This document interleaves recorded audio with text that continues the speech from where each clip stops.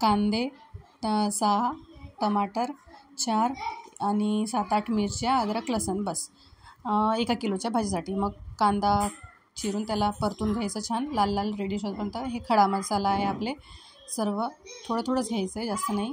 सगळं लवंग, दगडफूल, कर्णफूल, इलायची, मोठी विलायची आणि त्याच कांद्यामध्ये थोडं टाकून घ्यायचं, परतून घ्यायचं छान. आणि मग पेस्ट, कांदा पेस्ट, अद्रक लसणाची पेस्ट, टोमॅटो प्युरी. कांद्याची पेस्ट टाकल्याच्यानंतर ते छान रेडी होऊ द्यायची आहे. सगळं टाकायचं आहे. अद्रक लसणाची पेस्ट पण टाकली मी लगेच. आणि मग हे हिरोती म्हणजे आपलं लाल तिखट, धनिया पावडर आणि हळद टाकले. त्याला छान होऊ दिलं, थोडंसं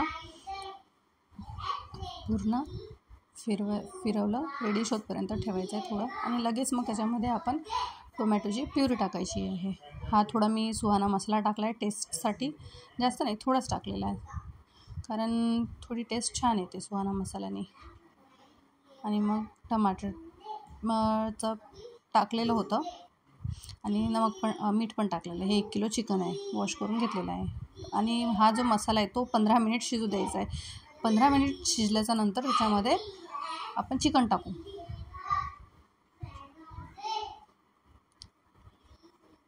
आणि थोड्या वेळाने असं चिकन फिरवत राहायचं आहे आपल्याला, कारण ते खाली लागायला नको. आणि चिकन शिजल्याच्या नंतर आपल्याला गरम पाणी टाकायचं आहे, थोडंच, जास्त नाही.